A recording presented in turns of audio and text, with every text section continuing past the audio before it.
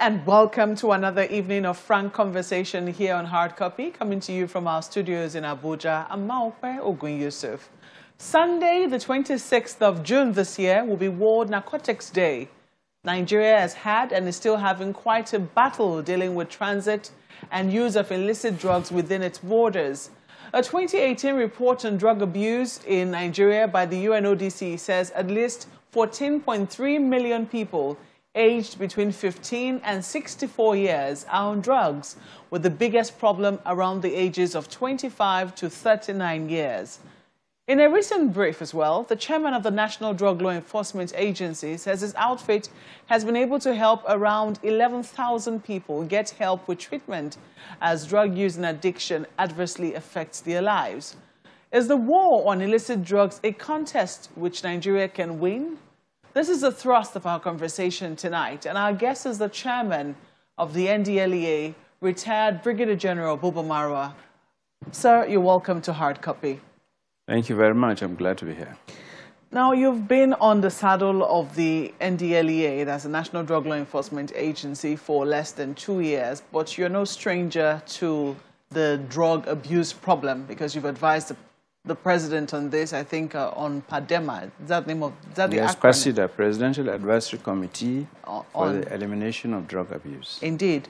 So you were there for at least 2 years advising the president in that capacity before you were appointed as a chairman of the NDLEA. And the passion with which you've pursued this, you know, a lot of people will ask, did you have a personal experience yourself which has informed the passion with which you have driven the message on drug abuse in Nigeria?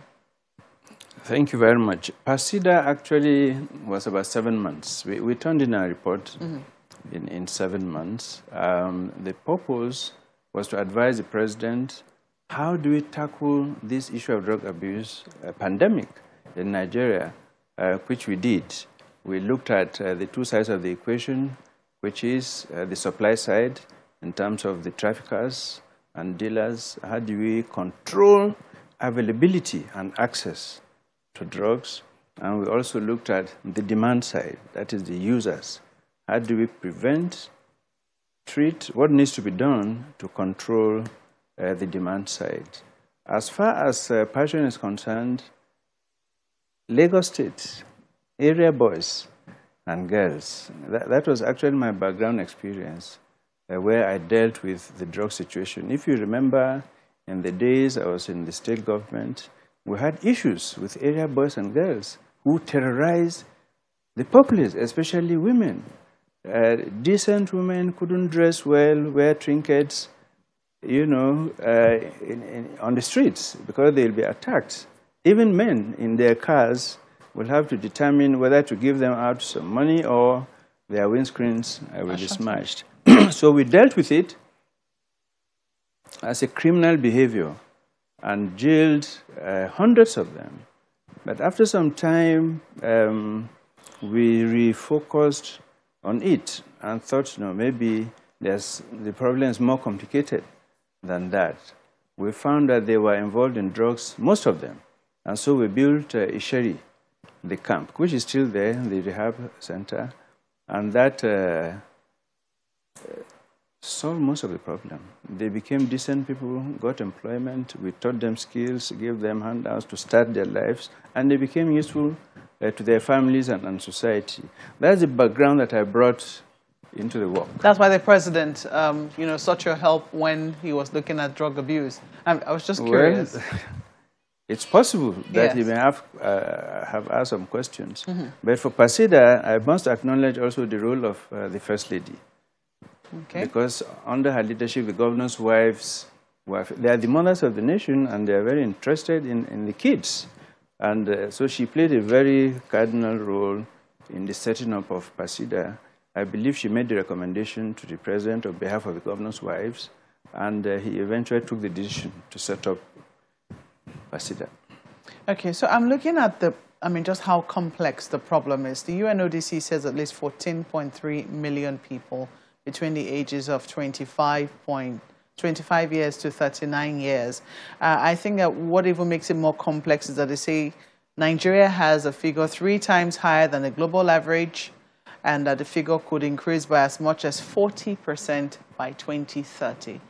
The projection is really, mind-boggling.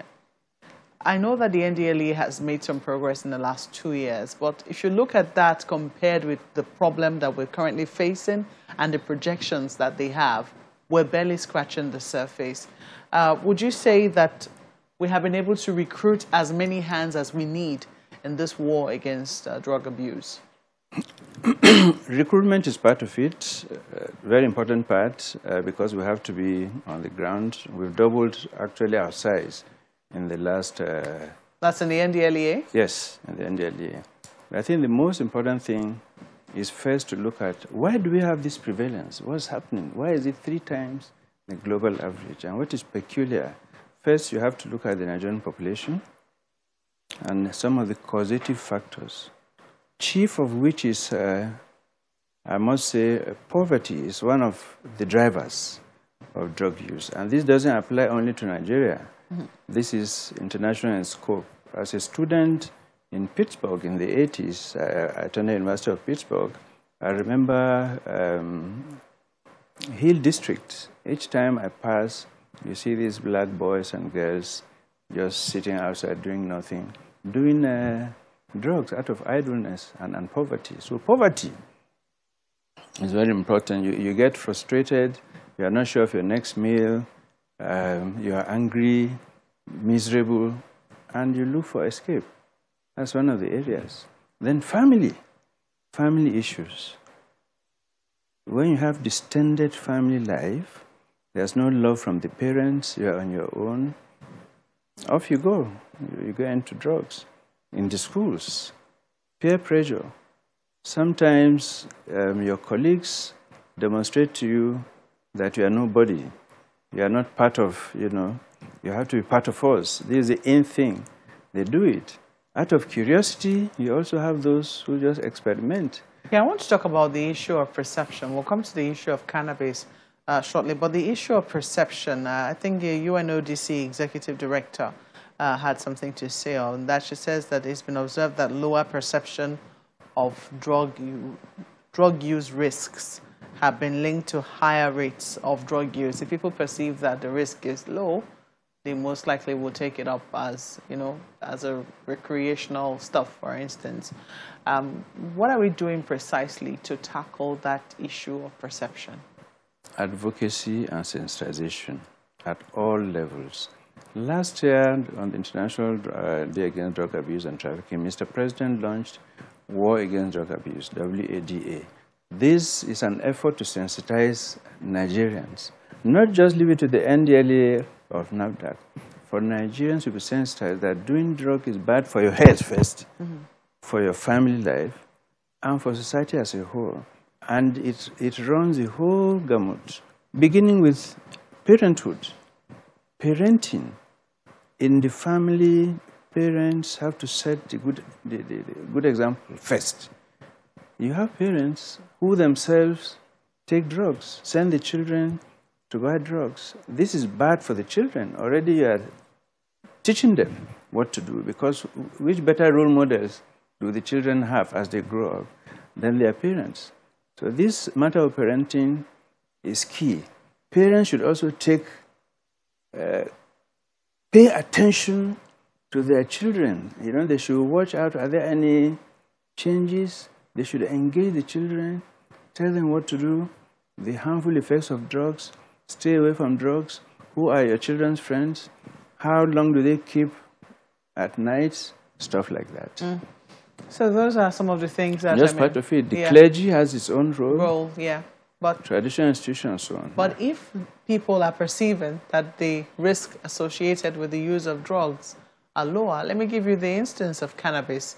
The issue around perception and the issue around how we used to see drug and I think drug abuse containing it has evolved over time. Can Nigeria really be an island in terms of how the evolution of this particular drug is being perceived around the world? No. Cannabis recognition in the world as a legal tender is on the low side. is on the low side. In the CND, the Commission on Narcotics and Drugs, in December 2020, they had this meeting on deleting cannabis from one of the schedules. By the end of the day, countries have to protect their own interests. There are 11 African countries that are on the CND. Only 2 approved that deletion. 9 others, including Nigeria, refused. Take Nigeria. 10.6 million Nigerians are taking drugs. The moment you say you're going to lift the lead and make it legal tender, you can be sure that in another year, we'll probably double that number. I do not know about many other, drugs, but that of cannabis, I know, because we are now living in a globalized world, and where something happens in one country somewhere, the news flies fast, and people will be wondering, oh, why is Nigeria different then? Do you think that we need to encourage more an atmosphere that encourages research in that regard to say at least, well, government is looking into it. If the merits far outweigh the demerits, or the demerits far outweigh the merits, we'll be able to take a fair decision either way? There have been researches done, but there's no proper study that supports that its use has created any positive effects medicinally. One thing that we are certain is that it affects brain functions, and that's enough for us. It affects brain functions negatively, apart from damaging the heart, which all smoking does. But the key thing is it affects your judgment, it affects your brain. It can lead to psychosis. That is something that nobody wants to get into. And because of the addiction properties, the more you consume it. Now, on the question of perception, take tramadol, which is a pain-killing medication used appropriately in hospitals on prescription. But 100 milligrams and below only. Anything above that is illegal. Now, our people in the rural areas, especially the farmers, the laborers, even the drivers, they don't see anything wrong in using it because as a stimulant, it gives them energy and they escape through that way. What do? Educate them, sensitize them, and create advocacy that this is bad for your health. It damages the organs, the heart, the liver, and especially when you're addicted to it, you completely turn useless. So that perception, a lot of people out in the rural areas actually believe is fine to use. It's one of the things that the white man has done to support humanity for us to live well. Codeine, there are people also who believe consuming it because it's a depressant. You just relax, and sleep off, but it damages the human being. These are all drugs that are medicated. Oftentimes have to be done with prescription. The fact that they're abused doesn't mean that they shouldn't be in the stores. Isn't that right? Yes. I mean, finding a balance now is where we're having the challenge. And where is the balance? The balance is their prescription drugs. And Nigeria is the one country, one of the few countries on earth, where the patient walks into the pharmacies and himself prescribes what the pharmacist should give him. And the pharmacies, they want to sell, it's business, they will sell. There's even doctors shopping. When you get the correct prescription, you go to another doctor, get another prescription, go to another and get it, and move around. So until we're able to fix that, you would not recommend it? If we're able to fix that, will you say it's okay? Yes, if it is on prescription. Yeah. And the Pharmacists Council bill, which has gone through its second reading, will take care of that in the National Assembly. What is the Pharmacists Council bill? That is, the Pharmacists Council regulates the practice of pharmacy. You have today over 1 million patent medicine stores prescribing what they ought not prescribe in the country, with very little penalties. You find the wrong thing in a patent medicine store today, they will fine you 20 naira or 50 naira. But the Pharmacists Council bill improves on that, and also the matter of prescription. After that is out, no pharmacy will give drugs on prescription without seeing the prescription. So that's one of the dangers also that is affecting drug abuse. Well, General, you're no stranger to controversy either. At some time, just when the political season was about to start, you asked that political office holders or would-be political office holders undergo drug tests. Were you disappointed when it didn't sail through? Somewhat, but I would say that it's not completely original, the whole idea. We are promoting what is taking place already in Kano State. In Kano State, all politicians aspiring, obviously under the governor's party, in the screening process, they must first demonstrate that they are negative, that they are drug negative. And I'm in full support of that. Apart from Kano, have you observed among politicians that, perhaps some of the decisions they take could be irrational? We've arrested politicians who either are holding public office or have retired. Recently, one was jailed in Lagos. He was trying to smuggle 1 kilogram, maybe to use it to run for office. As you know, the cartels also participate in political institutions. They actually fund candidates into the various levels so that the correct laws are enacted sometimes. Well, fortunately, that hasn't happened here yet, but that is not to say we don't know that these things happen.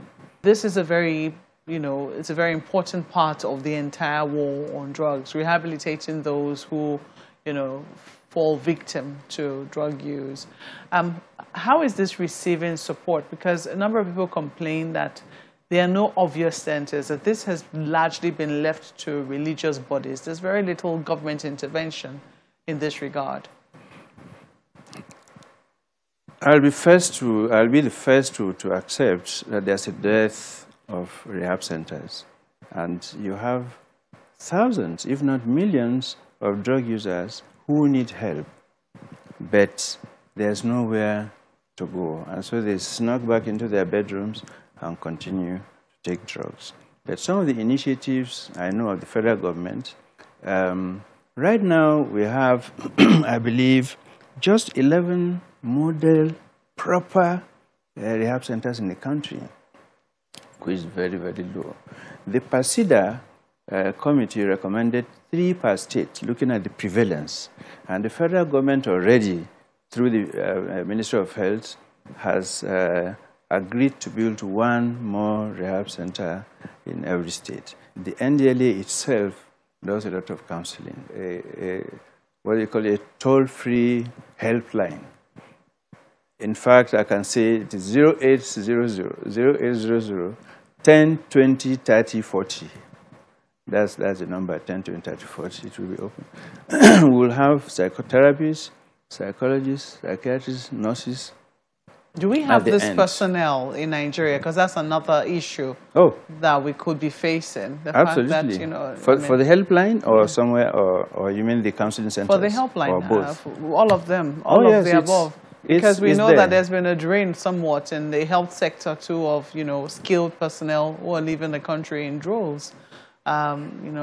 Psychiatrists, counselors, psychologists, all of them are also leaving as well. You can say that again. There are about 170 psychiatrists left in Nigeria. in Nigeria. So it's a problem as well. There's a big death, yes. But fortunately, those that are partnering with us, is a consultant psychiatrist who has been running his own practice.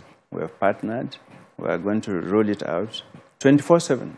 The experts are there. I've inspected it. I won't put my finger into anything that will not function. One of the biggest mind-boggling scandals was revealed by the NDLEA through a sting operation, and a once celebrated cop has fallen from grace to grass as a result of that. Yes, he is innocent until proven guilty by the courts, but it would seem that the evidence which the NDLEA has presented before the public, seems watertight, especially with the ongoing prosecution. We've seen two suspects admit to the guilt, and they're also helping the NDLEA with its investigations. First, I'd like to know how that shook the force, the security services. Did that also widen your look to those who are going to be enforcing this drug war with you? They are partners with us. They are also very important stakeholders. The armed forces, who have been working very diligently and closely with us, the police themselves, and in the particular case you mentioned, the Inspector General was quite supportive of the NDLEA because he is a fine police officer that I've known for over 30 years. That's accepted, and that's expected from the hierarchy, that there will be support for the NDLEA, and one would not expect anything less. However, within the rank and file, the officers, for instance, did it mean that, as a result of that, perhaps, say, the Chief of Army Staff, the IEG, all of the top bosses of the security agencies, did it mean then that they too had to look closely within their ranks to see whether everybody was above board with what had happened with DCP Abba Kyari? Well, you'll have to ask them that, but I'm sure, based on the cooperation that we've been having and the support, I am sure that it's not Abba Kyari's time that show them they have to look inwards. We've been working with them all along. Let me tell you, soon after I came on board into this office, I discovered that the police, obviously under laws that apply to them, prosecute drug cases, whereas it's only the NDLEA by our act that coordinates and prosecutes through the federal high courts. And I made the representation to the Inspector General of Police, this present one, and he sent a very strongly worded, this long before Abba Kyari, a very strongly worded directive to all commands. I was copied, telling them keep away from drugs, hand it over to the NDLEA. How quickly do you think that case is going to be concluded? Especially now that you have the cooperation of people who were arrested alongside with him. Well, they've been convicted and jailed, isn't it? Those two. I think that's a pointer that this is a case that will not last long, and I cannot say more. You don't have a time frame? We have full confidence in the judiciary as far as this case is concerned. As I've said, look at it. This case happened in January. It is 6 months, about 5 months, in fact, because it's January 21st, I think, when the arrest was made. And the two have already been convicted. And those are key defendants. Well, we hope that the case is concluded very soon. But within the NDLEA itself, I mean, there were attempts to point fingers back at the NDLEA. What checks have you been able to put in place to ensure that, your officers and men are above board? Let me tell you, we have today a well-motivated workforce. Otherwise, how would somebody make such an offer and they turn back to me that this offer was made? We have an officer who was given a National Merit Award this year for rejecting, bribes and so on. We have another case. This was in Muta Mohammed Airport. A baron sent the drugs, first waiting for it to be cleared in over 30 kilograms of cocaine from Brazil. After it is cleared, then he will follow. They made an offer. The report came to me, and I said, play the game.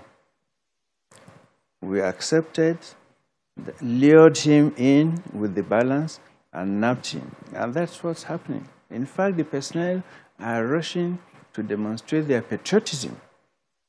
That said, we have a monitoring unit, the chairman's special monitoring team. The prosecutions How are the cases going? Is there any laxity? Are there some reasons? Are some of our prosecutors compromised? This is an ongoing exercise. So the NLA is fully sanitized. They are very professional, as we have seen. I'm sure you wonder how we get some of these drugs. They hide them in slippers, in certificates, on the wheels of wheelbarrows and all kinds of stuff. But we're one step ahead. We're very professional now, intelligence-driven, and working closely with our counterparts. Our counterparts, the DEA, the INL, the British government, German, French, and the media. It's a good thing you mentioned the media too. Well, we have to say thank you very much for coming on Hard Copy, retired Brigadier General Bubu Marwa. Thank you for coming on Hard Copy. Most welcome. Well, that's our program tonight, but we always want to hear from you. What part do you think you can play in helping to curb drug abuse? Please speak to us using the handles on your screen. Thank you for watching. I'm Marwa Yusuf. Good night.